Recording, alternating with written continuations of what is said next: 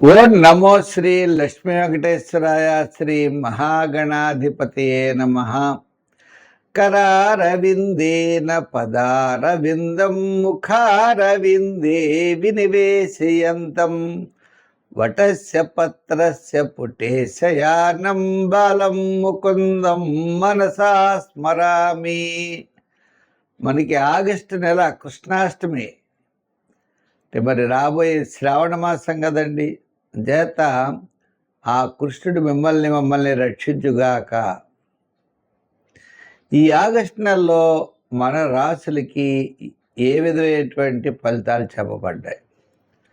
అనుకూలంగా ఉంటే వేగంగా పెడతాం, అనుకూలంగా లేకపోతే దానికి పరిహారం చేసుకుంటూ పాజిటివ్ వైబ్రేషన్స్ డెవలప్ చేసుకుంటూ మనం మరింత శక్తితో మరింత ప్రయత్నంతో ముందుకు పెడతాం, విజయం సాధిస్తాం.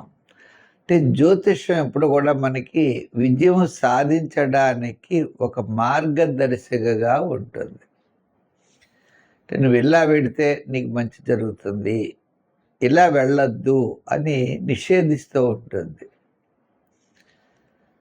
మరి జ్యోతిష్యం అనే పదానికే కాంతి అనే అర్థం. లైటింగ్ మనల్ని నడిపిస్తుందా? మనమే నడవాలి. ఆ విధంగా మనకి ఆగస్టు నెలలో గ్రహాల యొక్క సంపుటి చాలా అనుకూలంగా ఉన్నది. తద్వారా మన రాశుల ఫలితాలు మనం తెలుసుకుంటూ దానికి సంబంధించినటువంటి సులభమైన పరిహారాలను ఆచరిస్తూ మనోధైర్యంతో, మానసికమైన ధైర్యంతో, ఆత్మస్థైర్యంతో ముందుకు నడుద్దాం. మన రాశి గురించి తప్పకుండా తెలుసుకుందాం.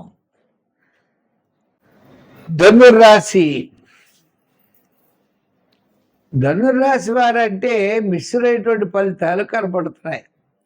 ఆగస్టు నెలలో పర్వాలేదు. ఆగస్టు నెలలో మానసికమైన ప్రశాంత వాతావరణంతో కార్యసిద్ధి, ధనలాభం, క్రయ విక్రయాదులు లాభించడం, బంధుమిత్రుల యొక్క సహాయ సహకారాలు లభించడం, మీకు అనుకూలమైన వాతావరణం ఆగస్టు 15 నుంచి ఆగస్టు నెలాఖరు వరకు ఉంటుంది. ఆగస్టు నెలలో మొదటి 15 రోజులు యావరేజ్గా ఉన్న తర్వాత 15 రోజులు కాస్త అభివృద్ధి దిశగా ఉంటాయి. అయితే ఈ రాశి వారికి ప్రధానంగా గ్రహించాలి, శని అర్ధాష్టమ శని అంటే శ్రమ, చికాకు, అసంతృప్తి ఉంటాయి. ఆడవాళ్ళకి 30, 40, 50 ఏళ్ళ ఆ వయసులో ఉన్న వాళ్ళకి ఎక్కువగా పెయిన్స్ ఎక్కువగా ఉండే అవకాశాలు ఉన్నాయి. చిన్నపిల్లలకి తలకాయ పోటు ఎక్కువగా వచ్చే అవకాశాలు ఉన్నాయి. ఇంకా మగవాళ్ళల్లో కూడా అసంతృప్తి, చికాకు, ప్రతి పని, శ్రమ ఉంటాయి. రూపాయి రాదు అంటే రాదు, రూపాయికి 2 రూపాయలు ఖర్చు అవుతూ ఉంటుంది. ఇలా ఆర్థికమైనటువంటి ఇబ్బందులు కూడా ఎక్కువగా కనపడుతూ ఉంటాయి.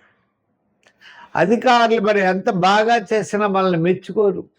ఉద్యోగస్తులు గుడ్లా పనిచేస్తారు, కష్టపడి ఆ పై అధికారులు ఎవరు మెచ్చుకోరు. అలా మెచ్చుకోవట్లేదని ఒక అసంతృప్తి ఉంటుంది. ఇలా ఎదరవాడు మనం పడినటువంటి శ్రమను గుర్తించరు. అయితే ఇదే తాత్కాలికం, దీని గురించి పెద్దగా మనం భయపడవలసిన అవసరం లేదు. ఏదో కొంతకాలం ప్రవాహం ఉందండి, దానికి ఎదురుగా ప్రయాణం చేయాలి, అది కూడా ఆనందించాలి. అవి టెన్షన్ పడిపోవడం, చికాకు పడడం, భయపడడం పనికిరాదు. మళ్ళీ మీకు కలిసి వచ్చేటువంటి కాలం ఉంటుంది. ఈ ఆగస్టు నెలలో 15 నుంచి నెలాఖరు వరకు కాస్త బెటర్ ఆపర్చునిటీస్ వస్తాయి, క్రయ విక్రయాదులు లాభిస్తాయి, విద్యార్థులకు కాస్త మేలు జరుగుతుంది. రాజకీయ నాయకులు కూడా అంతంత మాత్రంగానే ఉంటుంది.